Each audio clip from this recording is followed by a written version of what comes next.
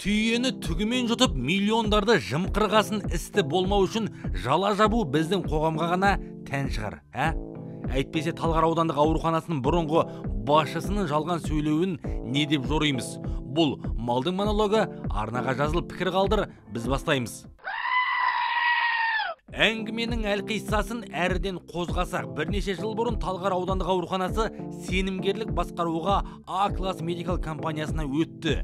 20% үлесі бар құрылтайшы Бақыт Белғожанованы өзге құрылтайшылар басқарушы директор етіп сайлайды. Қазаншының өздерікі құлақты қайдан шығарса деген мақалға әбден тойған келіншек коронавирус асқынған кезде миллион емес миллиард теңге жымқырт дегенге сенесіз бе?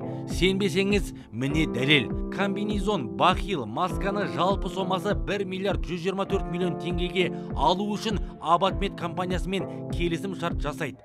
Ал оның Махаббат есімді жас басшысы Белғожанованың туысқаны болып шығады.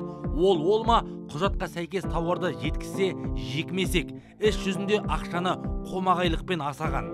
Оны Талғардың мемлекеттік кірістер басқармасы анықтап, сот келісім шартты заңсыз деп табады. По данным, как указано в суде, эти факты судом были исследованы. По данным сведений ЭЦФ ТО Абатмет приобретает бахилы в количестве 5000 штук на сумму 1 миллион тенге.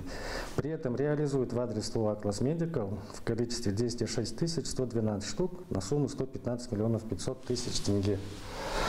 Комбинезоны реализуют 227 тысяч штук на сумму 646 миллионов 599 100 тенге. При этом приобретает в количестве 24 655 штук на сумму 24 миллиона. И так далее. В принципе, в решении суда, который находится на данный момент в свободном доступе, вот эти все моменты полностью указаны. Осылайша көп асаймын деп боғасаған Бақыт Белғожанованың туыстарымен жасаған жымысқы әрекеті әшкере болып, сот шешім шығарады. Артынша экономикалық тергеу департаменті аталған деректі негізге ала отырып іс қозғайды. Қорғанудың бастамалы шабуыл деп түсінсе керек, айыптан ғайыппен тайып тұру үшін бұл апам хабар арнасына ақиқатын ақтарған сұхбатын береді. Сөзіне сенсек, өзге құрылтайшылар бұны қуып шығып, рейдерлік жолмен басып алмақ болған екен. Сейчас он мне рассказывал, что за ним стоят какие-то бандиты, даже имя называл, по-моему, Осет он сказал, что они их крышуют. Шынында бандитпен қорқытса, неге сол уақытта полицияға жүгінбеді деген сұрақ туындайды. Мың бір түннің хикаясын баяндаған бұрынғы басшының кезекті әңгімесіне құлақ түрейік. Состояние этих объектов были в ужасном состоянии. В 2021 году в июне я становлюсь генеральным директором, и мы начинаем путь работы, как усовершенствовать, как улучшить работу Талгарской районной ЦРБ. Мен келгенше күл болған, мен келген соң гүл болған деген әңгімені ауруханадағы қызметкерлер естіп шалқасынан түсе жаздады.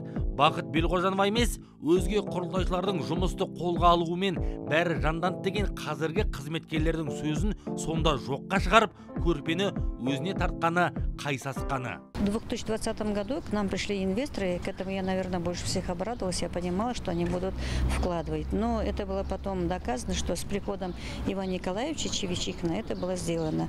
У нас было запущено многие медицинские пункты, это медицинские пункты, врачебной амбулатории.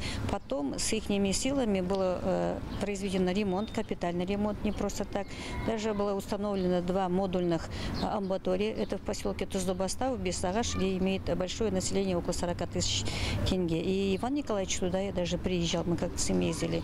И как-то на одной встрече он говорил, что директору Хасен Ажибек, что он выделил большие деньги на оборудование, и то было доказано, что постепенно нам стали закупать оборудование. Бірақ хабардың зерттеу сымақ ол бағдарламасында бұл қызметкерлердің пікірі қосылмақ түгілі ескерілмегенде.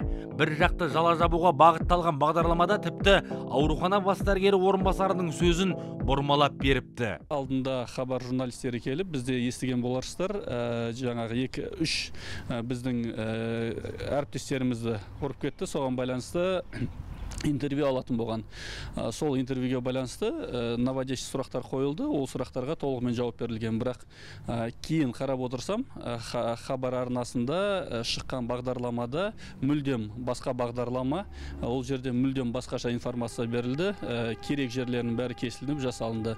Сол себепті кішкене менің бұл жерде келіспейтінім, басқа бағдарлама деп келеді де, басқа толық республикада болып жатқан дәрігерлердің жағдайына байланысты халықтың дәрігерлерге деген наразылығы болмаса біздің наразылығымызға байланысты айтылатын болған, бірақ соңында басқа расследованияға менің интервьюім салынған. Соған байланысты мен оған келіспеймін.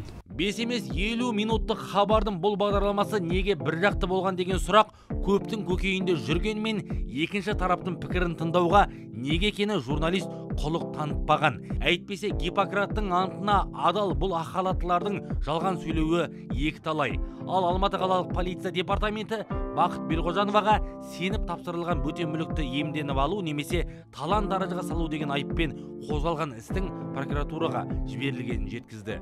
Алматы қаласы полиция департаменті тергеу басқармасының мәліметінше, қылмыстық іс аталмыш дерек бойынша қылмыстық кодекстің 189 бабының 4 тармағы бойынша тергеліп, осы қазан айының 6 күні қылмыстық іс өндірісі аяқталып, қылмыстық іс жүргізу кодексінің 300 баптың талаптарына сай іс материалдары қабылданған шешімнің заңдылығын тексеру мақсатында прокуратураға жөнелтілді. Сонан соң қылмыстық іс материалдары шешім шығару үшін сотқа жіберілетін болады. Таяқтың екі ұшы бар деген осы болар. Бір қызығы хабардың сол бағдарламасына жазылған шындықты айтқан көп пікір белгісіз себеппен өшіп жатыр. Оны өшіруге кім мүдделі екенін табу қиынға соқпас. Алматы іргесіндегі аты шулы ауруханаға қатысты даудың нүктесі әзір қойылмасы анық. Десе де ақиқат ашылып, мәселе әділ шешімін табады деп сенейік. Бұл малдың монологы, арнаға жазылып пікір қалдыр, айтарымыз алда.